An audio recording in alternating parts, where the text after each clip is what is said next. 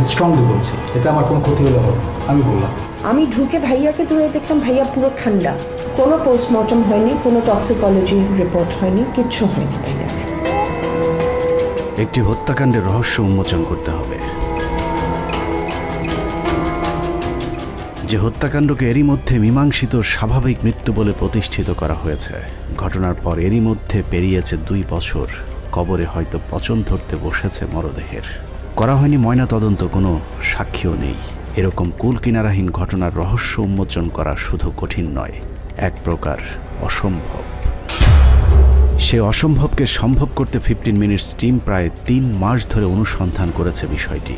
সেই অনুসন্ধানে যা উঠে এসেছে তা শুধু অবিশ্বাস্য নয়, কিছুক্ষণের জন্য আপনার আপনজনদের প্রতি বিশ্বাস উঠে যাবে। কারণ বাবার রেখে যাওয়া সম্পত্তির ভাগ বেশি পেতে পরিকল্পিতভাবে একমাত্র ভাইকে হত্যা করে তারই আপন বোন। আরও অবাক করবার বিষয় হলো, দেশের প্রভাবশালী 2টি পত্রিকার মালিক সেই হত্যাকাণ্ড ধামাচাপা দেওয়ার কাজ করেছে নিখুঁতভাবে। I was in absolute shock that my brother, who was perfectly fine a few days ago, is gone. সাজরে হক ট্রান্সকম গ্রুপের প্রতিষ্ঠাতা লতিফুর রহমানের ছোট মেয়ে। লতিফুর রহমানের আরেক মেয়ের নাম সিমিন রহমান, তার একমাত্র পুত্র সন্তান আরশাদ ওয়ালিউর রহমান রিয়াজ। এতক্ষণ ধরে যার হত্যাকাণ্ডের বিষয়ে কথা বলছিলাম।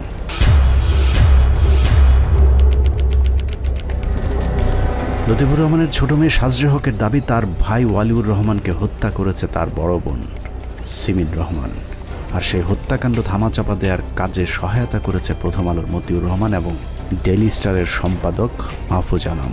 প্রথম আলোর অ্যানুয়াল ইভেন্টে, অ্যানিভার্সারিতে গত কয়েক বছর ধরে আমাকে দাওয়াত দেওয়া হয় না, but I am a sitting director, serving director of Media Star limited.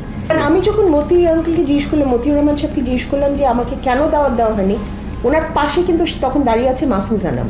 উনি আমার দিকে তাকিয়ে আছেন, আমি বললাম যে হ্যাঁ আমাকে দাওয়াত দেওয়া হয়নি। আমি যখন এটা বললাম তখন মাহফুজ আনাম চোখ নামিয়ে ফেললেন, উনি আর আমার দিকে তাকালেন না। আর মতিউর রহমান এমনি করে আমাকে বললো, আমার হাত তো এরকম করে বাঁধা, তুমি বুঝো না?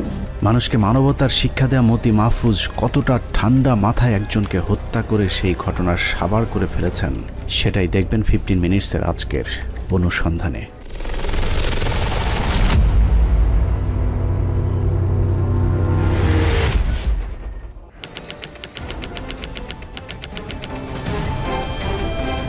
ট্রান্সকম লিমিটেডের প্রতিষ্ঠাতা লতিফুর রহমানের একমাত্র ছেলে আরশাদ ওয়ালিউর রহমান রিয়াজ, যিনি হত্যাকাণ্ডের শিকার হয়েছেন।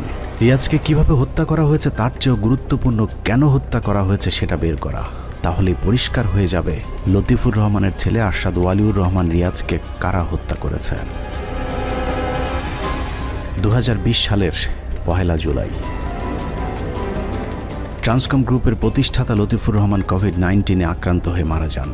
মৃত্যুর পরপরই সিমিন রহমান দাবি করেন লতিফুর রহমানের মৃত্যুর 18 দিন আগে 2020 সালের 12 জুন একটি পারিবারিক ডিড অফ সেটেলমেন্টের মাধ্যমে লতিফুর রহমান ট্রান্সকম গ্রুপের মোট 23,600 শেয়ারের মধ্যে 14,160টি শেয়ার বড় মেয়ে সিমিন রহমানকে লিখে দিয়ে গিয়েছেন। অর্থাৎ কোম্পানির 3 ভাগের 2 ভাগ শেয়ারের মালিক এখন সিমিন রহমান। অন্যদিকে লতিফুর রহমানের বাকি 2 সন্তান সাজরে হক এবং আরশাদ ওয়ালিউর রহমান রিয়াজকে দেওয়া হয়েছে কোম্পানির মাত্র 4,720টি শেয়ার। ওই ডিডে উল্লেখ করা হয়েছে লতিফুর রহমান তার শেয়ার কোনো সন্তানকে দান করেননি, বরং নামে মাত্র মূল্যে শেয়ারগুলো তার সন্তানদের কাছে বিক্রি করেছেন। কারণ দান করলে ছেলে সন্তানের মোট সম্পদের অর্ধেক পাবার কথা, যে কারণেই চালাকি করে সিমিন রহমান তার বাবার সম্পত্তি কিনে নিয়েছেন বলে দাবি করেন, যা পুরোটাই সিমিন রহমানের নিজের বানানো গল্প। জাল ডিডের মাধ্যমে শেয়ার জালিয়াতি করতে গিয়ে সিমিন রহমান, প্রথম আলো আর ডেইলি স্টার মিলে মৃত লতিফুর রহমানকে কবর থেকে তুলে আনতেও বাকি রাখেননি। বাংলাদেশ সরকারের আইন অনুসারে যৌথ মালিকানার শেয়ার হস্তান্তর করতে হলে তার আগে বোর্ড মিটিংয়ের মাধ্যমে বোর্ডের অনুমোদনের পর ক্রেতা এবং বিক্রেতাদের উপস্থিত রেখে শেয়ার হস্তান্তর করতে হবে। শেয়ার হস্তান্তর আইনের 38 ধারার ফর্ম 117 অনুযায়ী দাতা, গ্রহীতা এবং সাক্ষীদের স্বাক্ষর থাকতে হবে। এছাড়া সবাইকে যৌথ মূলধনী প্রতিষ্ঠান সমূহের পরিদপ্তর বা আরজেএসসির একজন প্রতিনিধির সামনে স্বাক্ষর করতে হবে এবং শেয়ার হস্তান্তরকারীর আসল হলফনামা আরজেএসসিতে জমা থাকবে। সেই সাথে পুরো প্রক্রিয়াটি পরিদপ্তরে সশরীরে উপস্থিত হয়ে করতে হবে। অথচ 2020 সালের 13 জুন দিনটি ছিল শনিবার। এখন প্রশ্ন হলো, শনিবারে কি আরজেএসসি খোলা ছিল নাকি বন্ধ? শেয়ার হস্তান্তরের এই প্রক্রিয়াটি যে প্রতারণার মাধ্যমে করা হয়েছে সেটা বুঝতে এর চেয়ে আর বেশি কিছু অনুসন্ধানের প্রয়োজন নেই। তারপরেও ধরে নিলাম 2020 সালের এপ্রিল থেকে শুরু হওয়া কঠোর লকডাউনের মাঝেই শুক্রবার সরকারি অফিসগুলো শেয়ার হস্তান্তরের প্রক্রিয়াটি করা হয়েছিল। কিন্তু সেটা করতে হলে তো শেয়ার বিক্রেতা লতিফুর রহমানকে উপস্থিত থাকতে হবে। কিন্তু লতিফুর রহমান করোনায় আক্রান্ত হয়ে মৃত্যুর আগে প্রায় মাসখানেক অচেতন অবস্থায় পড়েছিলেন। তারপরেও ধরলাম করোনায় আক্রান্ত থাকা অবস্থাতেই মৃত্যুর 18 দিন আগে লতিফুর রহমান শেয়ার হস্তান্তর করেছিলেন। এবার চলুন সরকারি পরিদপ্তর আরজেএসসিতে জমা দেওয়া নথিগুলো একটু ভালো করে ঘেঁটে দেখা যাক। ট্রান্সকম গ্রুপের শেয়ার হস্তান্তরের যে কাগজ আরজেএসসিতে জমা দেওয়া হয়েছে তার শুরুটা দেখলেই চোখ কপালে উঠবে। লতিফুর রহমানের মৃত্যুর 18 দিন আগে শেয়ার হস্তান্তরের কথা বলা হলেও সেই কাগজে আরজেএসসিতে জমার তারিখ লেখা রয়েছে লতিফুর রহমানের মৃত্যুর 2 মাস পর 2রা সেপ্টেম্বর 2020। এখন প্রশ্ন হলো, 2.5 মাস আগের সই করা নথি আরজেএসসিতে কিভাবে 2.5 মাস পরে জমা দেওয়া হলো? সেটা জানতে আমরা আরজেএসসিতে গিয়েছিলাম। প্রশ্ন ছিল, কত টাকার বিনিময়ে শেয়ার হস্তান্তরের এই কারসাজির সাথে আপনারা সম্পৃক্ত হয়েছেন? ওই কাগজটা আপনাদের এখানে জমা দিয়েছে কিনা, দিলে কবে দিতে, এই কথা বলতে দীর্ঘক্ষণ পীড়াপিড়ির এক পর্যায়ে পাশে থাকা আরেক কর্মকর্তা এসে জানান, ট্রান্সকমের শেয়ার হস্তান্তর সঠিক পদ্ধতি অনুসরণ করে করা হয়নি, কারণ সেখানে আরজেএসসির কোনো প্রতিনিধি উপস্থিত ছিলেন না। আচ্ছা, এইটা বলেন, মানে এটা আপনাদের এখানে জমা পড়ছে কত সালে? ভাই আমাদের এখানে হচ্ছে জমা পড়ছে ভাই, আমি 20 সালে জমা পড়ছি। আচ্ছা, তো জমা যে পড়ছে আপনাদের ওখানে মানে কোনো প্রতিনিধি ছিল এই শেয়ারটা ট্রান্সফারের সময়? ভাই আমার হচ্ছে জানার মতে ওই সময় কোনো প্রতিনিধি ছিল না। ধরে নিলাম আরজেএসসির কোনো প্রতিনিধির উপস্থিতি ছাড়াই সেই শেয়ারগুলো হস্তান্তর করা হয়েছে, কিন্তু বাদ বাকি নিয়ম কানুন মেনে তারপর শেয়ার হস্তান্তর করা হয়েছিল কিনা সেটা দেখা যাক। 2020 সালের 12 জুন শেয়ার হস্তান্তরের কথা বলা হলেও আয়কর দাখিল বিবরণী অনুযায়ী 2020 সালের 30 জুন পর্যন্ত লতিফুর রহমানের নামে 30,600 শেয়ার থাকার প্রমাণ রয়েছে। যদিও তার পরের বছর লতিফুর রহমানের কাছ থেকে শেয়ার হস্তান্তর দেখানো হয়েছে। এখন প্রশ্ন হলো, মৃত্যুর পরের বছর লতিফুর রহমান কিভাবে তার শেয়ার হস্তান্তর করলেন? ট্রান্সকমের শেয়ার হস্তান্তরের প্রতিটি পদে পদে এরকম আরও ভয়ঙ্কর জালিয়াতির আশ্রয় নেওয়া হয়েছে। আইন অনুযায়ী শেয়ার হস্তান্তর করতে হলে একজন আইনজীবী দ্বারা নোটারি করতে হবে। ট্রান্সকমের শেয়ার হস্তান্তর করতেও সেই আইন অনুসরণ করা হয়েছে, কিন্তু নোটারিতে যে আইনজীবীর স্বাক্ষর করা হয়েছে সেই আইনজীবী নিজেও জানেন না কে দিয়েছেন তার নামে করা সেই স্বাক্ষর। আমি সিগনেচারগুলো মিলিয়ে দেখলাম যে এক একটা নোটের এক এক রকম মানে স্বাক্ষর। তো তখন আমি তো দেখলাম যে আমার স্বাক্ষর সাথে মেলে না। তা এখন ওটা আমি করছি যে এই স্বাক্ষরগুলো আমি করিনি, এটা আমার দেখছি যে আমার স্বাক্ষরের সাথে মেলে না। এখন কে কি করতে চাইছে না এটা আমি বলতে পারবো না। আইনজীবীর ভুয়া স্বাক্ষর করতে যে স্ট্যাম্প ব্যবহার করা হয়েছে সেখানেও জালিয়াতির আশ্রয় নিয়েছে সিমিন রহমান, প্রথম আলো গং। লতিফুর রহমানের নামে থাকা ট্রান্সকমের শেয়ার হস্তান্তরে মোট 14টি 100 টাকার নন জুডিশিয়াল স্ট্যাম্প ব্যবহার করা হয়েছে। তার মধ্যে সাজরে হকের স্ট্যাম্প দুটি 2023 সালের, অথচ লতিফুর রহমানের মৃত্যু হয় 2020 সালে। পিবিআই তাদের তদন্তে treasury office, security corporation Bangladesh limited এবং বাংলাদেশ ডাক বিভাগে তদন্ত করে নিশ্চিত হয়েছেন সাজরে হকের স্ট্যাম্প দুটির বাজারজাতকরণের তারিখ ছিল 31 মে 2023, অথচ 2023 সালের স্ট্যাম্প ব্যবহার করা হয়েছে 2020 সালে। এই স্ট্যাম্পটা জন্ম দেখা যাইতেছে যে আর যে প্রিন্টিং প্রেস থেকে যে রিপোর্টটা দিচ্ছে ওই রিপোর্টে দেখা যাচ্ছে 2023 সালে এটার জন্ম হয় স্ট্যাম্পের, আর 2020 সালে এটার এফিডেভিট হয়। এই জন্য আমাদের কাছে একটু কনফিউশন এটা নিয়ে। শেয়ার হস্তান্তরে ব্যবহৃত স্ট্যাম্প পেপার বাজারজাতকরণের এই তারিখটি নিশ্চিত হতে আমরা বাংলাদেশ ডাক বিভাগেও খোঁজ নিয়েছি। সেখানকার কর্মকর্তা শুভ্র সূত্রধর আমাদের জানান, আরজেএসসিতে সাজরে হকের ব্যবহৃত স্ট্যাম্প পেপার বাজারজাত করা হয় 2023 সালে। এটা আমি যা দিয়েছি 23 সালে আমরা রিসেট করেছি, কিন্তু উৎপাদন সালটা আমার পক্ষে বলা সম্ভব। প্রিন্টিং প্রেসে আপনারা এটাই বলতে পারেন। শুভ্রকান্তির সূত্র ধরে আমরা যোগাযোগ করি গাজীপুরের সিকিউরিটি প্রিন্টিংয়ে, কারণ স্ট্যাম্প পেপারের উৎপাদন কত সালে সেটার সঠিক তারিখ সিকিউরিটি প্রিন্টিং বলতে পারবে। কিন্তু জালিয়াতির বিষয়টি বের হয়ে যাবার আশঙ্কায় তারা আমাদেরকে কোনো তথ্য দেয়নি। আমি এটা জানাবো আপনাদেরটা, আপনাদের ইন্টারেস্টের ব্যাপারটা আমি জানাবো, আজকেই জানাবো, এখনই জানাবো। অনেকদিন যাবত এটা নিয়ে কাজ করতেছে, আপনার এই একটা রিপোর্টের জন্য আমরা চাপ আছে। শেয়ার হস্তান্তরের সময় উপস্থিত সাক্ষী হিসেবে ট্রান্সকমের দুজন কর্মচারীর স্বাক্ষর দেখানো হয়েছে। পিবিআইয়ের তদন্তে দেখা গেছে সেই সাক্ষী দুজনও তাদের স্বাক্ষরের বিষয়ে কিছুই জানেন না। আমরা এই তদন্তটা আরও গভীরে চেষ্টা করতেছি, গভীরে গিয়ে এটাকে আরও এস্টাবলিশ করার জন্য। আমাদের পক্ষ থেকে কোনো গাফলতি নেই এই মামলার তদন্তে। যতটুকু দরকার, যতটুকু যাওয়া দরকার আমি ততটুকু যাব এই মামলার বিষয়ে। সিমিনের সাজানো পারিবারিক ডিড অফ সেটেলমেন্টের সাক্ষী হিসেবে ট্রান্সকম লিমিটেডের পরিচালক মোহাম্মদ কামরুল হাসান এবং নির্বাহী পরিচালক মোহাম্মদ ফখরুজ্জামান ভূঁইয়ার স্বাক্ষর দেখানো হয়েছে। কিন্তু আমাদের কাছে আসা একটি অডিও রেকর্ডে জানা যায় ফখরুজ্জামান 2020 সালের 12 জুন এরকম কোনো স্বাক্ষর করেননি, বরং পরবর্তীতে লতিফুর রহমানের মৃত্যুর পর 5 জুলাই ট্রান্সকম লিমিটেডের পরিচালক কামরুল হাসান জোর করে তার কাছ থেকে স্বাক্ষর নেন। আমি প্রথম বুঝিনি এটা কি চেয়ারে বসে এটা বের করলেন, বের করে বললেন উনি নিজে সাক্ষী হলেন। তা বললেন আপনি সাক্ষী হন। আমি তো বিবিআইতে আপনার সাথে আমি কথাই বলে দিয়েছি। একটা পার্ট আমি বলিনি, শেয়ারের পার্টটা আমি বুঝিনি। এটা কামরুল সাহেব কখন ওই পেজ ওখানে বসিয়েছে, শেয়ারের কোনো পার্ট নিয়ে আমার সাথে কোনো কথা হয়নি। এটা 5th July, 4th or 5th July মারা যাওয়ার পরে। শেয়ার জালিয়াতির বিষয়টি আইন সিদ্ধ করতে আরজেএসসিতে জমা দেওয়ার নথিতে একটি বোর্ড মিটিংয়ের কথা উল্লেখ করা হয়েছে। নথি অনুযায়ী মিটিংয়ে ভার্চুয়ালি যুক্ত ছিলেন লতিফুর রহমান নিজে, এছাড়া বোর্ডের অন্য মেম্বারদেরকে উপস্থিত দেখানো হয়েছে। অথচ সাজরে হক জানিয়েছেন 13 তারিখ এ ধরনের কোনো মিটিংয়ের খবর তিনি জানেনই না। 13 জুন 2020 সালে আমরা গুলশান টাওয়ারে ট্রান্সকমের হেড অফিসে, শুধু আমরা না, আমার চাচা এবং আমার আব্বার যে চাচাতো ভাই হচ্ছে আতিকুর রহমান, যিনি বললাম ফাইন্যান্স ডিরেক্টর, আমরা নাকি সবাই ওখানে বসে মিটিং করেছি এবং এই ডিসিশনটা আমার আব্বা দিয়েছে। আমার চাচা এই কাগজ দেখার সাথে সাথে রান টু পিবিআই, নিজে পিবিআই এর কাছে যে বলেছে। আমরা তো ছিলাম না এখানে, আমরা তো ছিলাম কুমিল্লাতে। সব বানাইছে। এবং আমার চাচা এটা দেখার সাথে সাথে পিবিআইতে ছুটে গিয়ে যে নিজে যে বলে আসছে আমি এই কোনো মিটিং হয়নি, আমি এরকম কোনো মিটিংয়ে ছিলাম না, আমাকে নিয়ে কেন আবার এখানে মিথ্যা কথা বললাম? Why have I been made part of this forgery? Latifur রহমানের ভাই সাইফুর রহমানকেও কাল্পনিক ওই বৈঠকে উপস্থিত দেখানো হয়েছে, কিন্তু তিনি ওই বৈঠকে উপস্থিত না থাকার বিষয়টি অস্বীকার করেছেন। উল্টো তাকে উপস্থিত দেখিয়ে শেয়ার জালিয়াতি করায় তার ভাই লতিফুর রহমানের স্ত্রী এবং মেয়ে সিমিন রহমান এর বিরুদ্ধে শেয়ার কেলেঙ্কারির একটি মামলা করেছেন লতিফুর রহমানের ভাই সাইফুর রহমান, যে মামলাটি এখনো বিচারাধীন।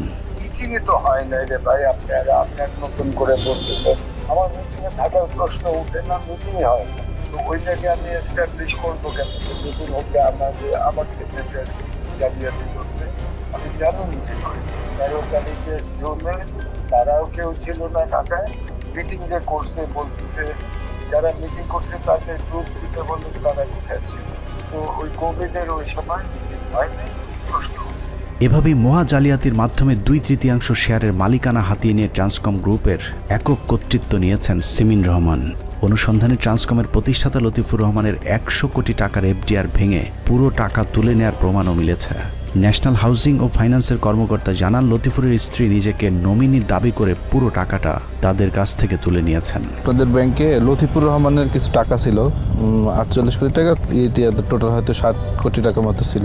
তো টাকাটা উঠায় নিছে কে আসলে আপনাদের ওখান থেকে? নমিনি উঠেছে, এগুলো আমার আইউকে জানাইছে। এটা সব দুঃখ তো, এটা সব নমিনি তো ছিল শাহনাজ রহমান না? হ্যাঁ, বানিয়েছে। নিজেকে নমিনি দাবি করলে অনুসন্ধানে জানা যায় ন্যাশনাল হাউজিংয়ের তৎকালীন বোর্ড পরিচালক এবং ট্রান্সকম গ্রুপের নির্বাহী পরিচালক আবদুল্লাহ আল মামুনের যোগ সাজসে অন্য ওয়ারিসদের বঞ্চিত করে পুরো টাকাটা তুলে নেন লতিফুর রহমানের স্ত্রী শাহনাজ রহমান। তবে খাতা কলমে শাহনাজ রহমান টাকা তুলেছেন বলা হলেও সেই টাকাও সিমিন রহমানের পকেটেই ঢুকেছে। ন্যাশনাল হাউজিং থেকে তুলে নেওয়া সেই টাকা দিয়ে শাহনাজ রহমান ট্রান্সকমের 18% শেয়ার কেনেন। পরবর্তীতে সেই শেয়ার সিমিন রহমানকে দান করে দেন তিনি। এভাবে মাকে কাজে লাগিয়ে ট্রান্সকমের বাকি শেয়ারগুলো হাতিয়ে নেন সিমিন রহমান। গুলশান 2-এর 83 নম্বর রোডের এই বাড়িটি দখলেও একই রকমের জালিয়াতির আশ্রয় নিয়েছে প্রতারক চক্র। মা শাহনাজ রহমান এবং মেয়ে সিমিন রহমান মিলে ভুয়া ডিড তৈরি করে 42 কাঠার ওই জমির 35 কাঠা একাই দখল করে নিয়েছেন সিমিন রহমান। বাকি 7 কাঠা দিয়েছেন সাজরে হককে, আর যে ভাইয়ের ভাগে সবচেয়ে বেশি দেওয়ার কথা তার ভাগে 1 কাঠাও রাখা হয়নি। যে বিষয়টিকে রাজুকও বলছেন বেআইনিভাবেই করা হয়েছে এসব ভাগাভাগি। মামলা আছে, মামলা চলার কারণে এটা তো আপনারা অ্যাকসেপ্ট করেন না আপনাদের দিক থেকে, মামলার কারণে। কুমিল্লার 14 গ্রামেও পৈতৃক 3 বিঘা জমি থেকে পরিবারের অন্য সদস্যদেরকে বঞ্চিত করে পুরো জমি সিমিন রহমান ও তার ছেলের নামে লিখে নিয়েছেন প্রতারক সিমিন। আর সেটা করতেও সেই একই ধরনের ভুয়া আরেকটি ডিড ব্যবহার করা হয়েছে। সাদা কাগজের এই যে ডিড অফ সেটেল, এটা কিন্তু কোনো আপনার কার্ট্রিজ পেপার না, স্ট্যাম্প পেপার না। আমার সিগনেচারটা দেখুন। আমার সিগনেচারটা এইটা আপনি একটা হচ্ছে ওনার সিগনেচার দেখাচ্ছে। কুমিল্লার বাসা 20 না 25 বিঘার, ওটা পুরোটাই দিয়ে গেছে সিমিন রহমান। না নাতিকে না, হ্যাঁ নাতি। এসব কারসাজির বিষয়গুলো নিয়ে আগে থেকে সিমিন হকের সাথে দ্বন্দ্ব চলছিল সাজরে হক এবং আরশাদ ওয়ালিউর রহমান রিয়াজের। কিন্তু ট্রান্সকমের শেয়ার জালিয়াতির বিষয়টি তারা জানতে পারেন 2023 সালে। আমার ট্যাক্স ফাইলগুলো আসে, তখন ওর কাছে আমার ট্যাক্স, তখন ভুল করে ট্রান্সকমের হেড অফিস থেকে একটা কাগজ পাঠিয়ে দেয়। ওই কাগজটা না পাঠালে কিন্তু আমাদের কোনো সাসপিশনই হতো না about any kind of anomaly. বিষয়টি জানার পরেই লতিফুর রহমানের মৃত্যুর প্রায় 3 বছর পর তার 2 সন্তান সাজরে হক এবং আরশাদ ওয়ালিউর রহমান রিয়াজ তাদের আরেক বোন সিমিন রহমান বিরুদ্ধে আইনি পদক্ষেপ নিতে যান ব্যারিস্টার তানজিবুল আলমের চেম্বারে, যিনি প্রথম আলোর ট্রাস্টি বোর্ডের একজন সদস্য। এরপরই দৃশ্যপটে আসে প্রথম আলোর সম্পাদক মতিউর রহমান। সাজরে হক এবং রিয়াজ দুজনে প্রথম আলো ট্রাস্টি বোর্ডের সদস্য তানজিবের চেম্বারে গিয়েছেন জানার পর তাদেরকে আইনি সহায়তা দিতে ব্যারিস্টার তানজিবুল হককে নিষেধ করেন প্রথম আলোর সম্পাদক মতিউর রহমান। কিন্তু মতির সেই নির্দেশ না মানায় ব্যারিস্টার তানজিবকে প্রথম আলো ট্রাস্টি বোর্ড থেকে বহিষ্কার করেন মতি। আর এতেই প্রমাণ হয়ে যায় সিমিন রহমানের এই প্রতারণার পেছনে কলকাঠি নেড়েছেন প্রথম আলোর সম্পাদক মতিউর রহমান ওরফে মতি। মতি ভাই তখন আমাকে ফোন করে বললো যে আমি আপনার সাথে একটু কথা বলতে চাই। তো তখন আমি বলছি যে মতি ভাই আপনি এটা নিয়ে আমার সাথে এখন আসছেন সিমিনের পক্ষ থেকে, so you had a choice, আপনি সিমিনের পক্ষ থেকে বিভিন্ন কার্যক্রম গ্রহণ করা হয়েছে, তখন তো আপনি লয়ার হিসেবে আমার কথা চিন্তা করেন। মতিউর রহমান যে প্রতিদিন সারা জাতিকে করে প্রিচিং করে, সৎ হও, মানে থাকো, দুর্নীতি করো না, হি ইজ বেসিক্যালি অনৈতিক। যা করতেছেন উনি, যা করতেছেন সেটা অ্যাবসলিউটলি অনৈতিক। উনি একজন ক্রিমিনালকে সাপোর্ট দিচ্ছেন। মতির নিষেধাজ্ঞা অমান্য করে আইনি প্রক্রিয়া শুরুর 10 দিনের মাথায় রহস্যজনকভাবে মারা যান আরশাদ ওয়ালিউর রহমান রিয়াজ। হত্যাকাণ্ডের আগে থেকে এখন পর্যন্ত প্রথম আলো ডেইলি স্টার আরও অনেক কিছু করে যাচ্ছে, তবে সেই আলোচনায় যাবার আগে আরশাদ ওয়ালিউর রহমান রিয়াজ কিভাবে মারা গেলেন সেটা দেখে আসা যাক। লতিফুর রহমানের মৃত্যুর পর তার সম্পত্তির ভাগাভাগি নিয়ে পরিবারের সদস্যরা 2 ভাগে বিভক্ত হয়ে পড়েছিলেন। একদিকে মরহুম লতিফুর রহমানের স্ত্রী শাহনাজ রহমান এবং মেয়ে সিমিন রহমান, অপর পক্ষে ছিলেন ট্রান্সকমের মালিক লতিফুর রহমানের 2 সন্তান আরশাদ ওয়ালিউর রহমান রিয়াজ এবং সাজরে হক। লতিফুর রহমানের মৃত্যুর পর থেকে এভাবেই চলছিল পরিবারটি, কিন্তু ট্রান্সকম লিমিটেডের শেয়ার জালিয়াতির খবর জানার পর সাজরে হক এবং রিয়াজ আইনজীবীর দ্বারস্থ হবার পরেই নড়ে চড়ে বসেন সিমিন রহমান এবং প্রথম আলো ডেইলি স্টার পরিবার। সব পক্ষ মিলেই চাপ দিতে থাকেন সাজরে হক এবং রিয়াজকে। সেই চাপের মাত্রা দেখে আরশাদ ওয়ালিউর রহমান রিয়াজ মৃত্যুর আগেই অনুমান করেছিলেন তাকে যে কোনো সময় হত্যা করা হতে পারে। যে আশঙ্কার কথা তিনি তার মৃত্যুর মাত্র 1 সপ্তাহ আগে তার এক বন্ধুকে জানিয়েছিলেন। আমাদের 5 জন ফ্রেন্ডকে নিয়ে আমরা একসঙ্গে হয়েছিলাম। তখন রিয়াজ এক্সপ্লেন করা আরম্ভ করলো যে ও বললো যে আমি সিমেনের থেকে আমি সেফ না। আমি বললাম এটা তো আগে আমরা বুঝতেছিলাম, তোর সঙ্গে অনেকবার তুইও বলছিস আমাদের হালকা পাতলা, তেমন ঘনভাবে বলিস না। বলেন আজকে আমি অনেক কিছু বলবো তোদেরকে, বাট আমি এখন সেফ ফিল করতে, সিমিন আমাকে মেরেও ফেলতে পারে। সে কথাতে সে আমাদের সবাইকে বললো। আমরা তখন ভয় পেয়ে গেছি, মানে তোর বোন তোকে মরে ফেলবে, এটা তো আমাদের বিষয়ে কী বলতেছিস, এটা বিশ্বাস হওয়ার কথা না। তখন আমাকে বললো তুই আমার বোনকে তো চিনিস, আমার অনেক কিছু আমার অজান্তে, আমি জানি না, ওর অলরেডি অনেক সম্পদ সে তার নামে লিখে নিছে। কীভাবে নিছে, কাকে দিয়ে সিগনেচার করে দলিল করেছে সে কিছু জানে, বাট সে ইনফরমেশন পাইছে যে অনেক আপাতত অনেক সম্পদের সে মালিক হয়ে গেছে।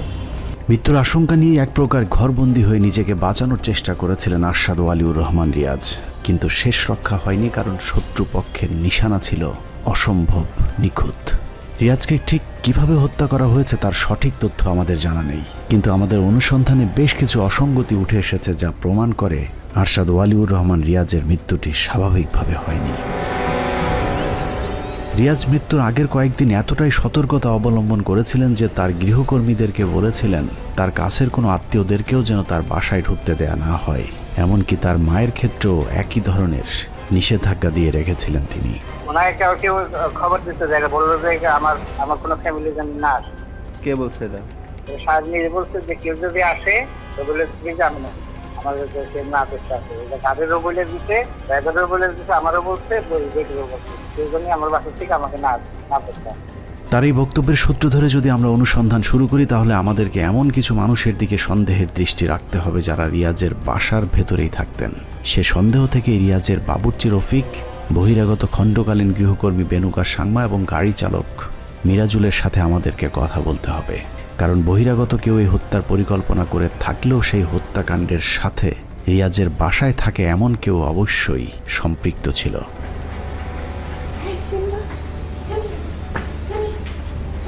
আরশাদ ওয়ালিউর রহমান রিয়াজের মৃত্যুর প্রায় 2 বছর পরেও রিয়াজের গাড়ি চালক এবং কাজের লোকদের খুঁজে পেতে আমাদের খুব বেশি বেগ পেতে হয়নি, কারণ তারা এখনও রিয়াজের সেই বাসাতেই থাকেন গুলশানের যেই বাসার প্রতি মাসে ভাড়া দিতে হয় 1 লক্ষ টাকা। সেই সাথে ফ্রি থাকা খাওয়ার সহ প্রতি মাসে বেতনও পাচ্ছেন 3 জনই। রিয়াজের 3 কর্মচারীর কাছে আমাদের প্রথম প্রশ্ন ছিল, রিয়াজ মারা যাবার পরেও আপনারা এই বাসায় কেন থাকছেন? আলিশান এই বাসার ভাড়া থাকা খাওয়া এসব কে যোগাচ্ছেন? এখন আপনারা এই বাসায় মারা যাওয়ার পর থেকে আসছেন? হ্যাঁ, মারা যাওয়ার পর থেকে আসছি। এখন কি হিসেবে আসছেন? এখন তো বাবুর্চি লাগে না। এখন বাবুর্চি লাগে না, আমরা রাখছে সাহেবের কুকুর আছে আর বাসা আছে, দেড়শো করে থাকি। কি কাজ করেন? আমি তো কুকুরদের যে পেশা খাবো, ওদেরকে বুসুলখানা, যে ওদের যে গাওটা হলে যে ওষুধপাতি দেওয়া, এটুকুই আমার খাসা। বর্তন মোচা। স্যালারি দেয় অফিস থেকে? আপনি এখন কি করেন? সারা এগুলোই দেখাশোনা করা, এই যে গাড়ি টিড়ি আছে মনে করেন বের করে চালানো, নষ্ট না হয় বা সার্ভিসিং করে ঠিক রাখা, এগুলোই আর কি। আর এদের যে বাজার টাজার যা লাগে এগুলো করতে। এই যে কুকুরে এদের খাবার টাবার আমরা এখানে দুপুরে খাই। কুকুর পুষতে কাজের লোক প্রয়োজন হলেও গাড়ি চালক কেন আছেন সেটা জিজ্ঞেস করতেই শুরু হয় লুকোচুরি। রিয়াজের গৃহকর্মী রফিক আমাদেরকে জানান মিরাজুল এখন ট্রান্সকম কোম্পানির গাড়ি চালায়, কিন্তু মিরাজুল জানায় ট্রান্সকমের সাথে তার কোনো সম্পর্ক নেই। রিয়াজ সাহেবের ড্রাইভার ছিল? ড্রাইভার। এখন কি করেন? এখনও ড্রাইভারই। গাড়ি রেশন করে, ওখানে 2 গাড়ি আছে, ওই বাসায় 2 গাড়ি আছে, আর যেখানে পাঠায় আর কি ওখানে যান। কে পাঠায়? অফিস থেকে। মানে এখন অফিসের ড্রাইভার? অফিসের ড্রাইভার। ট্রান্সকমের সাথে তো কোনো কাজ করেন? অফিসের তো কোনো কাজ করেন না? অফিসের তো কোনো কাজ করে, অফিসে কোনো ডিউটি দেয়নি এখন। মারা যাবে আপনি ডিউটি দেন? না না, মারা যাওয়ার কোনো ডিউটি নেই, পার্মানেন্ট ডিউটি কোনো নেই। ট্রান্সকমের অফিস মানেই সিমিন রহমান, কারণ ওই প্রতিষ্ঠানের পুরো নিয়ন্ত্রণ এখন তার হাতে। কিন্তু হঠাৎ করে মৃত ভাই রিয়াজের চাকর বাকরদের প্রতি সিমিন রহমানের এত দরদ কেন উতলে উঠল? অনুসন্ধানে জানা যায় আরশাদ ওয়ালিউর রহমান রিয়াজের মৃত্যুর আগের 1 বছর তার বোন সিমিন রহমানের সাথে রিয়াজের যোগাযোগ বন্ধ ছিল। একজন আরেকজনের মুখও দেখতে চাইতেন না। সম্পর্কে খারাপ ছিল? আপনি একটু লয়ারের কাছে নিয়ে ওনাদের সাথে ফ্যামিলির লোকজনের সাথে? লয়ারের কাছে যাওয়ার সময় আমি ভাইয়ার গাড়িতে যাইনি, এদের সাথে তো সম্পর্ক আমি গাড়িতে ছিলাম না ভাইয়ার সাথে। ওনাদের সাথে একটু খারাপ ছিল। মৃত্যুর আগে ভাইদের সাথে কথা না বললেও রিয়াজের মৃত্যুর পর নিজের টাকা খরচ করে ভাইয়ের চাকর বাকর পুষছেন সিমিন রহমান। কিন্তু কেন? এই এক প্রশ্নের উত্তরের মাঝেই মিলবে অনেক প্রশ্নের জবাব। রিয়াজ ছিল 1000 কোটি টাকার মালিকের একমাত্র পুত্র সন্তান, অথচ অসুস্থ হবার পরেও রিয়াজের মৃত্যু হয়েছে চিকিৎসা ছাড়াই। হাসপাতালে যখন নেওয়া হয়েছিল ততক্ষণে রিয়াজ মারা গিয়েছিলেন। ইউনাইটেড হাসপাতাল থেকে রিয়াজের ডেথ সার্টিফিকেটে মৃত্যুর কারণ হিসেবে লেখা হয়েছে আননোন, অর্থাৎ অজানা কারণে মৃত্যু হয়েছে রিয়াজের। যদি ইউনাইটেড হাসপাতাল কর্তৃপক্ষ আমাদেরকে আনুষ্ঠানিকভাবে কোনো তথ্য দিতে রাজি হয়নি। ওই পেশেন্ট ওখানে ওই দিন 2023 সালের জুনে আপনাদের ওখানে গিয়েছিল কিনা, বা আপনাদের ওখান থেকে রিলিজ হয়েছে কিনা, এই তথ্য আমাদের মানে দেওয়া যাবে না? মানে এরকম কিছু আমাদের এই পলিসিতে ওরকম জানাই আর কি, পলিসিতে বলতে আপনাদের ওখান থেকে বের হয়েছে এটা আপনারা বলবেন না? কনফিডেন্সিয়ালিটি ইস্যুতে কোনো ইনফরমেশন, কোনো পেশেন্টের ইনফরমেশন এভাবে দেওয়া যায় না আর কি, বুঝছেন আমাদের হাসপাতালে। সাধারণত রহস্যজনক অপমৃত্যুর ক্ষেত্রে লাশ পোস্টমর্টেম করা হয়। রিয়াজের ক্ষেত্রেও হাসপাতালের কর্তব্যরত চিকিৎসক পোস্টমর্টেম করার নির্দেশ দিয়েছিলেন, কিন্তু সেখানেও প্রভাব খাটিয়েছে তার বোন সিমিন রহমান। রিয়াজের ছোট বোন সাজরে হক জানিয়েছেন সিমিন রহমানের ঘনিষ্ঠ ডাক্তার মুরাদের হস্তক্ষেপে সুরতহাল ছাড়াই আরশাদের ডেড বডি হাসপাতাল থেকে রিলিজ করিয়ে নেয় তারা। সো আরশাদ আমার হাজব্যান্ড ওনার সাথে যায় ওখানে, যাওয়ার পরে এসকেএফের টিম ওখানে থাকে, ডক্টর মুরাদ থাকে। ডিউটি ডক্টর এসে ভাইয়াকে দেখে ধরে বললো যে ওনাকে এখন কেন আনা হয়েছে, উনি তো অনেক আগে মারা গেছেন। এবং এটা নিয়ে পুলিশ রিপোর্ট করা হয়েছে, কারণ এরকম মৃতদেহ যদি নিয়ে আসে কেউ আনে হসপিটালে, ওটা একটা পুলিশ রিপোর্ট করতে হয়। তখন ডক্টর মুরাদ ওখানে ঘুরে বললেন যে না, আমি ওনার ফ্যামিলি ফিজিশিয়ান, উনি অসুস্থ ছিলেন, এটা কোনো ব্যাপার না, এটা পুলিশ রিপোর্ট করতে হবে না, আপনি চিন্তা করেন না, আরেকজন আসছেন, উনি ব্যাপারটা করে দেবেন। কোনো পোস্টমর্টম হয়নি, কোনো টক্সিকোলজি রিপোর্ট হয়নি, কিচ্ছু হয়নি ভাইয়া। আমরা এসকেএফের সেই ডাক্তার মুরাদের সাথে কথা বলেছিলাম, কিন্তু তিনিও আমাদের সাথে বিষয়টি নিয়ে রহস্যজনকভাবে এড়িয়ে গেছেন। এই বিষয়ে বেটার হয় আপনি ওনার উকিলের সাথে কথা বলেন, বিকজ অফ আসলে আমি এইসব চ্যাপ্টারের মধ্যে এখন আর কোনো কথাই বলতে চাচ্ছি না। উনি অসুস্থ ছিলেন এতটুকুই আমি জানি, এবং আমি ওনাকে হাসপাতালে নেওয়ার জন্য অ্যাম্বুলেন্স নিয়ে বাসায় গিয়েছিলাম, বাট উনি বাসা থেকে আসেননি বা আমাকে বাসায় যেতে দেননি, এতটুকুই। হ্যাঁ, এরপরে যদি ডিটেল জানতে হয় তাহলে আপনি ওনার উকিলের সাথে কথা বলেন। হাসপাতাল কর্তৃপক্ষ রিয়াজের মৃত্যু সম্পর্কে কোনো তথ্য না জানালেও আমরা তার গৃহকর্মীদের কাছে জানতে পেরেছি ডায়রিয়া জনিত কারণে মৃত্যু হয়েছে রিয়াজের। বেনুদার বলছে যে আমি ছিলাম না, বেনুদার বলে যে আমার একটু পেটটা ডিস্টার্ব পেয়ে অবশ্যই বসছে।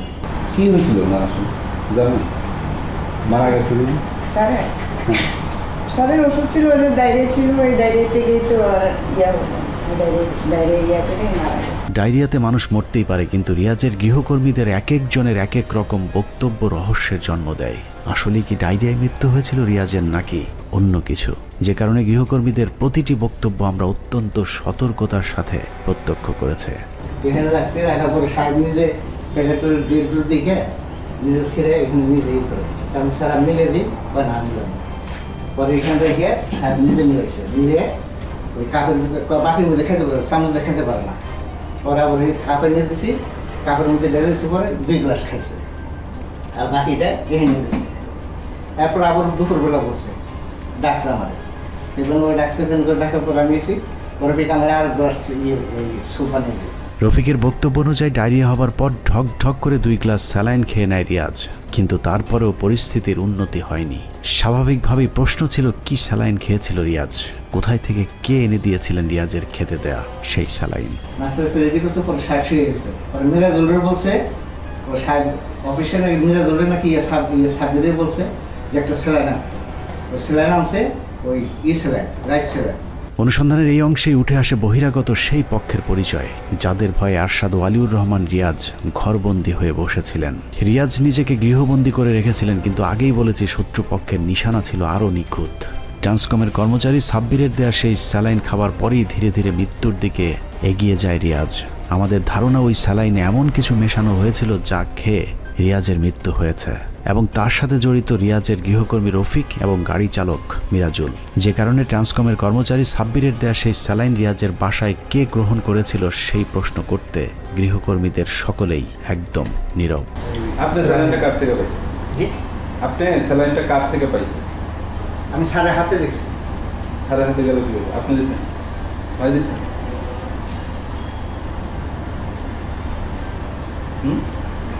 কেন? কিছুক্ষণ চুপ থাকার পর রফিক একটা উত্তর খুঁজে বের করেন, বলেন নিহত রিয়াজ নিজেই নাকি সাব্বিরের হাত থেকে স্যালাইন বুঝে নিয়েছিলেন, কিন্তু কিছুক্ষণ আগে রফিকই বলেছিলেন রিয়াজ একা একা বিছানা থেকে উঠতেও পারছিলেন না, তাহলে হেঁটে গিয়ে নিচে থেকে স্যালাইন কিভাবে আনলেন? আমার মনে হয় সাহেবই এটা রিসিভ করে, মানে সাব্বিরে গেলে পাওয়া যাবে। রিয়াজ বেঁচে নেই, তবে ট্রান্সকমের কর্মচারী সাব্বিরের কাছে জানার সুযোগ আছে সাব্বির সেদিন রিয়াজের বাসায় স্যালাইন কার হাতে দিয়ে এসেছিলেন। আপনি কোনো স্যালাইন ট্যালাইন কিছু নিয়েছিলেন? স্যালাইন তো একটা রাইস ছিলেন না কি জানি, ওই দিন না তার আগের দিন জানি একটা কিনে ফার্মেসি থেকে পরে নিয়ে গেছিলাম। আর ওই স্যালাইনটা নিয়ে এসে আপনি কাকে দিয়েছিলেন ওই বাসার? ওই বাসার ওই যে রান্না করে যে বাবুর্চি থাকে, তারপরে রেণুকাপা আছে, ওই যে পুকুরে যে দেখাশোনা করে, তাদের যে কোনো একজনের কাছে একটু দিচ্ছিলাম আমি। মানে হচ্ছে মিরাজ, রফিক বা রেণুকা, ওনাদের কারো কাছে দিছিলেন, যে কোনো একজনের কাছে? সাব্বিরের বক্তব্য জানার পর আমরা আবারও গিয়েছিলাম রিয়াজের বাসায়। গৃহকর্মী রফিকের কাছে আবারও প্রশ্ন ছিল সাব্বির সেদিন স্যালাইন কার হাতে দিয়ে এসেছিল। এবার রফিক বুঝতে পেরেছে আমরা আসল ঘটনা জেনে গিয়েছি, যে কারণে বুদ্ধি করে তার বক্তব্য পাল্টে পুরো দায় চাপিয়ে দেয় গাড়ি চালক মিরাজুলের উপর। ওই স্যালাইনটা কি আগে থেকে বাসায় ছিল না কেউ কিনে নিয়ে আসছিল? না, ওটা সাহেবই বলে দিতে, পরে সাহেব বলার পরে ওটা নিয়ে আসছে। সাহেবকে? এসে ও উনি বলে দিয়েছে, তারপরে নিয়ে আসছে কি আপনি? না, ও ড্রাইভার নিয়ে আসছে। রফিকের দাবি রিয়াজকে রেখে তিনি ঘর থেকে বের হবার কিছুক্ষণ পরেই গাড়ি চালক মিরাজুল এসে তাকে জানায় রিয়াজ মারা গেছেন। সাহেবের কাছ থেকে রফিক ভাই কয় সাক্ষী লড়ে না, আমি কী কর, আমি মাত্র দেখে এলাম, পরে গেছি দিয়ে শরীর গরম, আমি ঘাম এখানে পানি পড়তেছে ওই কম্বলটা যে ব্ল্যাঙ্কেট গায়ে ওইটা দিয়ে দিলাম। এরপর থেকেই মিরাজুল পলাতক।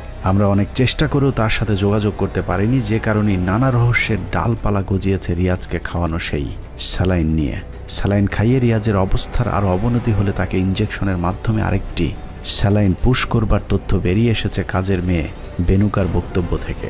নার্স ছিল আগের দিন, মারা যাওয়ার আগের দিন।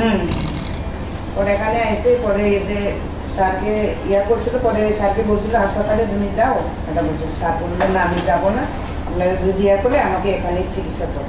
বেনুকার দেওয়া তথ্য অনুযায়ী আমরা গুলশান 2 অবস্থিত আলনুর ফার্মেসির কর্মচারী রিপনের কাছে যাই। রিপন জানায় রিয়াজের গাড়ি চালক মিরাজুল তাকে স্যালাইন পুশ করার জন্য ডেকে নিয়ে গিয়েছিলেন, কিন্তু সেই স্যালাইনে কি ছিল সেটা তিনি জানেন না। মিরাজ ভাই আমার 9টার দিকে এসে বললো স্যারের একটা ইঞ্জেকশন পুশ করতে হবে, মালিকের সাথে কথা বলো। মালিক বলল যাও। গেলাম, গিয়ে বাসায় সামনে 5 মিনিট দাঁড়ানোর অবস্থায় স্যারে ডাইকা নিল যে আমার তো ডিসেন্টারি দেখা দিছে, 2 দিন হয়ে গেছে, আমার এটা স্যালাইন পুশ করে দিয়ে যাও। উনি বলছে 2-3 দিন ডিসেন্টারি হয়েছে থেকে ইউনাইটেড হসপিটাল থেকে, তারে বলছিল বলে তার ডিসেন্টারি দেখা দিছে, এটা স্যালাইন নিলেই মোটামুটি সে সুস্থ হয়ে যাবে। এসব কারণে রিয়াজের বোনের করা হত্যা মামলায় অন্যতম আসামি করা হয়েছে গাড়ি চালক মিরাজ এবং বাবুর্চি রফিককে। তাদেরকে জিজ্ঞাসাবাদ করলেই জানা যাবে হাসপাতালে না নিয়ে কেন রিয়াজকে বাসায় রেখে চিকিৎসকের পরামর্শ ছাড়াই ট্রান্সকমের পাঠানো স্যালাইন খাওয়ানো হয়েছিল। স্যার বলছে যে আমার সবথেকে আদরের এবং সবার পছন্দ করি আমার এই ছোট বোনকে। রিয়াজের সবচেয়ে পছন্দের বোন ছিল সাজরে হক। তারপরেও রিয়াজের অসুস্থতার খবর তাকে জানানো হয়নি, এমনকি মৃত্যুর খবরও সব শেষে জানানো হয়েছিল সাজরে হককে। ওনার পার্সোনাল স্টাফ যাদেরকে ওনার ভাই ইনস্ট্রাকশন দিয়ে রেখেছিল যে ওনার যদি কোনো সমস্যা বা কোনো কিছু হয় আমাদেরকে জানাতে। ওনার যে গত 3 দিন ধরে উনি অসুস্থ স্যালাইন দিচ্ছে, হসপিটালে নিয়ে যাওয়ার কোনো রকমভাবে কিন্তু আমাদেরকে আসলে জানাই। অথচ তার কিছুদিন আগে ভাইয়ার কুকুরের শরীর খারাপ ছিল, তখন কিন্তু আমি মেসেজেস পাচ্ছিলাম। আমরা যে দেখি নিচে অ্যাম্বুলেন্স আছে ইউনাইটেডের, উপরে অফিসের কিছু মানুষজন আছেন, আমার আম্মা, আমার বড় বোন এবং সিমিন রহমানের ছেলে জারেফ হোসেন, ওরা আছে। আমি ঢুকে ভাইয়াকে ধরে দেখলাম ভাইয়া পুরো ঠান্ডা। আসাদ ওয়ালিউর রহমান রিয়াজের হত্যাকাণ্ড পরবর্তী পরিকল্পনাও ছিল অত্যন্ত নিখুঁত। রিয়াজের মৃতদেহ দ্রুততার সাথে দাফনের জন্য সবচেয়ে বেশি তৎপর ছিলেন সিমিন রহমান। রিয়াজের ছোট বোন সাজরে হকের ইচ্ছে ছিল রিয়াজের মরদেহ পোস্টমর্টেম করা, কিন্তু বড় বোন সিমিন রহমান রীতিমতো যুদ্ধ শুরু করেছিলেন পোস্টমর্টেম না করেই কত দ্রুত লাশ দাফন করা যায়। ফোনে আমার বড় বোন ওখানে সিমিন রহমান বলছে ফোনে যে শাজনীনের কবরটা ভাঙো, ওখানে ভাইয়াকে দেওয়া হবে, তাড়াতাড়ি ভাঙো, কারণ এটা জুম্মার সাথে সাথে ওনাকে দাফন করা হবে। আমাদের তো কেউ বলেনি, আমরা চারপাশ থেকে শুনছি যে ভাইয়ার রক্ত আমাশা হয়েছিল, ওই কারণে মারা গেছেন। আমার বড় বোন বলছে উনি অ্যালকোহলিক ছিল, তাই জন্য উনি মারা গেছেন। এখন কে কি বলছে কোনো সত্যতা কিন্তু আমি জানি না কী কারণে ভাইয়া কীভাবে মারা গেছেন, এটার কিন্তু কোনো আনসার আমার কাছে নেই because of this death certificate, যেখানে কিন্তু কোনো পোস্টমর্টম করা হয়নি, কোনো টক্সিকোলজি রিপোর্ট করা হয়নি। রিয়াজকে হত্যার পর তার কবর কোথায় দেয়া হবে সেটাও খুনিদের পরিকল্পনা থেকে বাদ যায়নি। বনানী কবরস্থানে লতিফুর পরিবারের সবার জন্য আলাদা আলাদা অগ্রিম মোট 8টি কবর কিনে রাখা হয়েছে, কিন্তু রহস্যজনক কারণে পরিবারের সবার বড় সন্তান রিয়াজকে তার জন্য নির্ধারিত কবরে দাফন না করে তার আরেক বোনের কবরে দাফন করা হয়, যে বোনটিও 1998 সালে রহস্যজনকভাবে মৃত্যুবরণ করেছিলেন। শাজনীনের কবর ভেঙে ওটার মধ্যে ভাইয়াকে দাফন করাতে হবে, which is also very peculiar because আমার ছোটো বোন শাজনীন যখন মারা যায় তখন আব্বু একই সাথে এরকম লম্বা রেক্ট্যাঙ্গুলার পাশাপাশি 8 জনের কবর কিনে রাখেন। ওখানে কিন্তু আপাতত অ্যাজ উই স্পিক আরও কিন্তু প্রচুর কবরের জায়গা কিন্তু খালি, ওই এনক্লোজারের মধ্যেই খালি। ভাইয়াকে কেন শাজনীনের উপর দিতে হয়েছে এটা কিন্তু কোনো এক্সপ্লেনেশন আমার কাছে নেই। These are my questions. নির্ধারিত কবরে দাফন না করে বোনের কবরে দাফনের পেছনে একটা দীর্ঘমেয়াদী পরিকল্পনা ছিল। রিয়াজের মৃত্যুর পর কখনো যদি এটাকে হত্যা হিসাবে প্রমাণের চেষ্টা করা হয়, তাহলে হত্যাকাণ্ডের বিষয়টি প্রমাণ করতে যেন কিছুটা জটিলতার সৃষ্টি হয়, সেজন্যই রিয়াজকে তার বোনের কবরে দাফন করা হয়েছে। এখন যেহেতু এখন হাত যে কোনো এখন মানে যে কোনো একজন যে হাতটা আপনি তুলবেন, এই হাতটা এটা 2098 সালে যিনি মারা গেছেন তারও হইতে পারে, আবার 23 সালে যিনি মারা গেছেন তারও হইতে পারে, যদি কবরের উপরে কবর হয় আর কি। কিন্তু এতে আইনগত অনেক জটিলতা আছে। যদি আসামি থাকে উনি ক্লেম করতে পারেন কিনা যে এটা তো এক কবরের ভিতরে দুই কবরের তো মিক্সড হয়ে গেছে, ক্লেম করতে পারে এটা। আসাদ ওয়ালিউর রহমান রিয়াজ প্রথম আলো ট্রাস্টি বোর্ডের একজন সদস্য ছিলেন। তারপরেও রিয়াজের মৃত্যুর খবর পত্রিকাটির শেষ পৃষ্ঠায় এক কোণায় ছোট করে ছাপানো হয়েছিল। প্রথম আলোর আচরণ দেখেও মনে হয়েছে কিছু একটা লুকাতে চাইছিলেন মতিউর রহমান। রিয়াজের বোনের দাবি পরিকল্পনার সাথে মতিউর রহমান এবং মাহফুজ আনাম দুজনেই জড়িত। মৃত্যুর ঘটনাটা প্রথম আলোতে এটাকে পাবলিশ করা হচ্ছে ফার্স্ট অফ অল এতটুকু একটা কলম করে। He was a sitting director. My brother Arshad Waliur Rahman was a sitting director of Transcom Limited and of Media Star Limited when he passed away. ওনার খবরটা এতটুকু করে দেওয়া হয় এবং ওখানে বলা হয় যে উনি হাসপাতালে গিয়ে মারা যান। হাসপাতালে গিয়ে একজন মানুষ মারা গেছে বা অ্যান্ড ওনাকে মৃত হাসপাতালে আনা হয়েছে, আর টু কমপ্লিটলি ডিফারেন্ট থিংস। প্রথম আলোতে কিন্তু রিপোর্ট করা হয়েছে যে ভাইয়াকে হাসপাতাল নেওয়ার পর ভাইয়া মারা গেছে, উইচ ইজ আ লাই। প্রথম আলো and daily star both reported it as such. আসলে কার স্টেটমেন্ট দেখে এইসব আসলে ওনারা বলছে পারিবারিক সূত্রে জানা গেছে। তাহলে এগুলো কিন্তু এই ভাই মারা যাওয়ার পরে যার সাথে ভাই ক্লোজ ছিল, কারণ ওনার ভাইয়ের এই ডেথ আমরা কিন্তু জানিয়েছি। নিজে যে কত পাওয়ারফুল এবং কত একটা থ্রেটনিং স্ক্যারি একটা জিনিস, এটা কিন্তু আমার ধারণা ছিল না। রিয়াজের মৃত্যুর দিন সিমিন রহমান এবং তার ছেলে জারেফ শোকের অভিনয় করলেও কদিনের মধ্যেই তাদের আসল চেহারা বেরিয়ে আসে। রিয়াজের মৃত্যুর ঠিক 2 সপ্তাহের মাথায় সিমিনের ছেলে জারেফের বিয়ে হয় ধুমধাম করে, যেখানে নায়িকা গায়িকাদের ভাড়া করে চলে ধুমধাম নাচ গানের আয়োজন। যে দৃশ্য দেখে মনে হয়েছে যেন ভাই হত্যার সফল এক মিশনের উদযাপন চলছিল।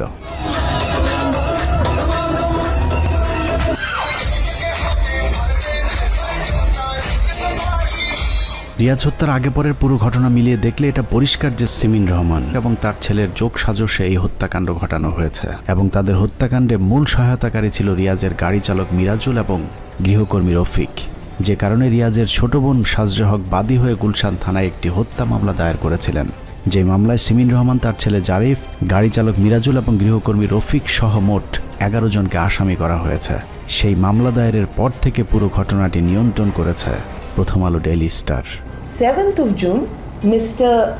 Matiur Rahman, editor of Pratham Alo, goes to Tanjibul Alam's office and tells him to drop the case. যে সিমিন রহমান পাঠিয়েছে, তুমি এই কেসটা ড্রপ করো, অনেক বেশি আমাদের থেকে পাবা। এবং আমাকে সুশীল সমাজের মানুষজনও এসব বলেছে যে তুমি যদি এখন জাস্টিস চাও তাহলে তো তোমার আব্বার নামটা ধ্বংস হবে। আমি একটা মিনিট, আমি কি চুরি করেছি? তো বলে না, সেটা তো বলছি না। আমি চুরি করলাম না, আমি কিন্তু নাম ধ্বংস করছি আমি, because I am asking for justice. Please justify that statement. আপনারা আমাকে এটা ব্যাখ্যা করে আমাকে একটু বোঝান। মানে আপনি আমাকে বলছেন যে যখন অত্যাচারিত হবে কেউ, তখন তার মুখ বন্ধ করে অত্যাচার নিতে হবে, কেন? প্রথমে মামলাটি থানা থেকে সরিয়ে তদন্তের দায়িত্ব দেওয়া হয় প্রথম আলোর ঘনিষ্ঠ সহযোগী বনোজ কুমারের পিবিআইকে।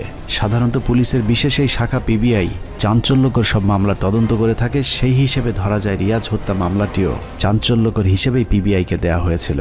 কিন্তু সাজরে হকের মামলাটির ক্ষেত্রে ব্যতিক্রম ঘটনা ঘটেছে। তারা চাচ্ছে না যে আসলে এটা কোনো ইনভেস্টিগেশন হোক।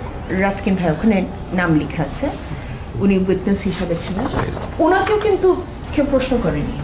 না, কোনো অ্যাকিউজকে কাউকে প্রশ্ন করা হয়। অ্যাকিউজকে তো করেনি, যিনি উইটনেস ওনাকে কোনো প্রশ্ন করানো হয়নি।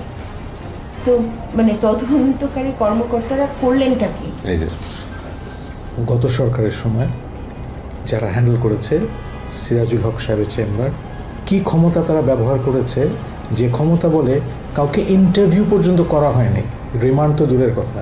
ইনভেস্টিগেটিভ অফিসার বলছেন সার্কামস্ট্যান্সিয়াল এভিডেন্সে তার মনে হয়েছে। তার মনে হওয়ার কি আছে, আমাকে একটু বলবেন, এটা কি মনে হওয়ার বিষয়? What is circumstantial evidence after 7 months, after 8 months?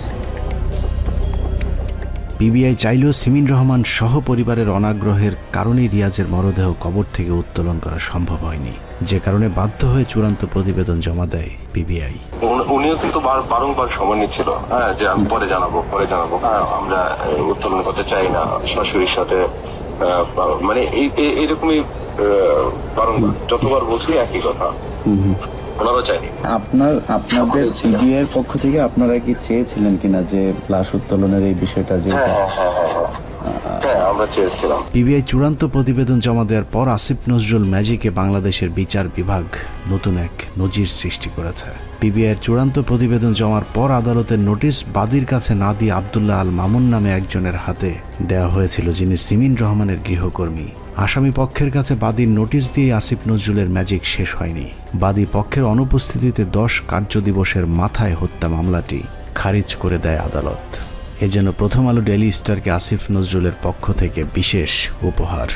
Final রিপোর্টটা আমরা বিদেশে থাকার সময় আমরা মেডিকেল চেক আপের জন্য অক্টোবর মাসে বিদেশ গেছিলাম।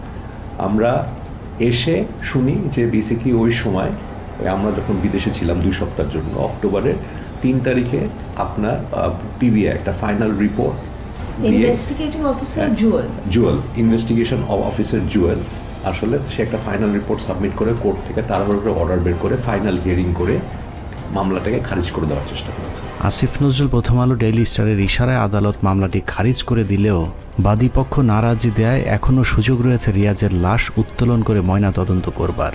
তাহলেই প্রমাণ হবে আরশাদ ওয়ালিউর রহমান রিয়াজের মৃত্যু স্বাভাবিক নাকি হত্যাকাণ্ড। তবে সেই সম্ভাবনা কতটুকু আছে সেটা আদালতের পরবর্তী কার্যক্রম দেখলেই বোঝা যাবে। এরই মধ্যে টিম 15 মিনিটস বিষয়টি নিয়ে অনুসন্ধান শুরু করেছে। জানার পর থেকে আদালতের বিভিন্ন জায়গায় তদবির শুরু করেছে প্রথম আলো এবং ডেইলি স্টারের সাংবাদিক পরিচয়ে। সে কারণে শঙ্কা থেকেই যাচ্ছে আদৌ ভাই হত্যার সুষ্ঠু বিচার পাবে কিনা সাজরে হক। অন্যদিকে শেয়ার হস্তান্তরে সাজরে হকের স্বাক্ষর জালিয়াতির বিষয়টি পরীক্ষা করতে সাজরে হকের নমুনা স্বাক্ষর নেওয়ার আবেদন করলেও বিচারক রহস্যজনক কারণে সেই আবেদন গ্রহণ করেননি, যে কারণে শেয়ার জালিয়াতির বিষয়টি নিয়েও শঙ্কা আছে বাবার সম্পত্তির ভাগ পুরোপুরি না পাবার। পিবিআই ফরেনসিক ভেরিফিকেশনের জন্য সিআইডির কাছে আমার স্বাক্ষরের জন্য ফরেনসিক্স করার জন্য কোর্টের মাধ্যমে অ্যাপ্লাই করেছিলেন। ওনারা বলেছিলেন ওনাদের আবেদনে যে আমার সশরীরের সিগনেচার এবং as well as the documented previous ইয়ার্সের মানে 15-20 বছর আগে থেকে ওই সিগনেচারগুলো ভেরিফিকেশন মানে সবগুলো একসাথে নিতে, for reasons best known to the magistrate at the time. ওনারা আদেশ দিয়েছেন যে আমার physical signature provision নেই for verification. We have made an appeal against that order and we're awaiting the hearing. ওটার জন্য হিয়ারিং আছে ইনশাল্লাহ, and my request was that আমার ফিজিক্যাল সিগনেচার আমি ম্যাজিস্ট্রেটের সামনে দিতে চাই। ফ্যাসিবাদের বিদায়ের পরেও এভাবে আসিফ নজরুল প্রথম আলো ডেইলি স্টারের রাম রাজত্ব চলছে বাংলাদেশে। সবশেষ শুধু এতটুকুই বলবো, দেশ হাসিনা মুক্ত হলেও প্রথম আলো মুক্ত হতে পারেনি। আমরা এখনো প্রথম আলোর বিরুদ্ধে যুদ্ধ করছি। সেই যুদ্ধে জিততে পারলেই জিতে যাবে বাংলাদেশ। আল্লাহ হাফেজ।